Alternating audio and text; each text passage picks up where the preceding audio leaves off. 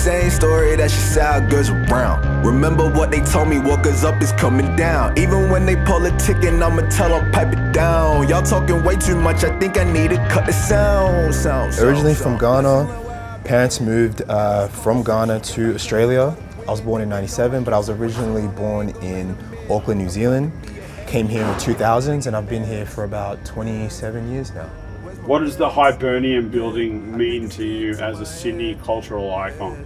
Well, it was actually one of the first places I came to do a photo shoot with a group of family who I came up with in 2016, which I actually have a photo of, which was beautiful to see. And this was very much our sort of first instance of just being young kids running around the city, not knowing more or less, but rather just trusting our intuition, our heart, and our love for art and creating.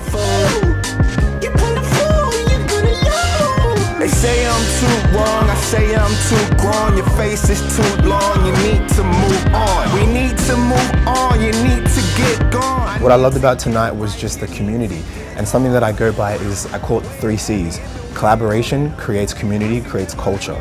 And that's something that I think is very important and what I'd love to see more, especially in Sydney, but more so in Australia, because I believe Australia is in need of a moment. I don't think it's one particular artist or pocket per se. I think we need to start looking at the whole nation and championing our artists. I mean, it's psychology. You support Australian artists, or you feed Australian artists.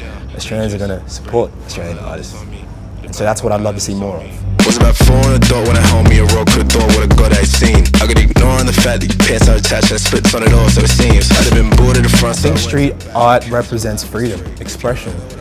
You know, going against the grain, pushing past the boundaries. Who really owns the place? It's everyone's.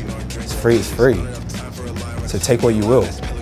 And I think what I love about tonight was that it was very much that. It was a joint enterprise of artists in Sydney showcasing their freedoms, with the freedom given to them to then share with other people. And I think that's what art is about. Being able to just express you, who you are, in hopes that others are able to relate, familiarize themselves with, and also feel comfortable in being able to express themselves. What's the move?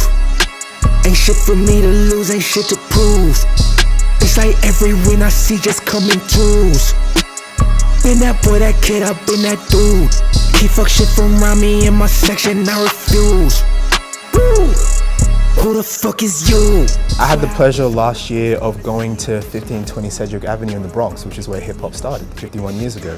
Last year I was there for the 50th anniversary, and I think what I loved about that was the way in which I just felt the essence, the richness, the culture, but more so what I loved about it was just the energy I felt from the artists before me. And I think what Sydney is needing is, again, the 3 C's. I keep going back to it.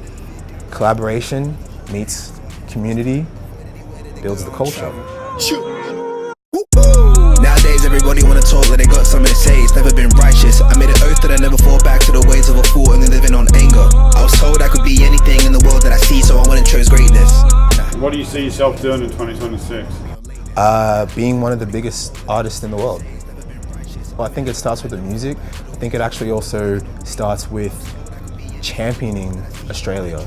So one thing about me is that I'm someone who's a very collaborative person, you know, and wherever I go, I'm solid in who I am. I have no ego pride in terms of putting someone forward for an opportunity or championing them. I've actually produced more songs than I've released of my own for other people.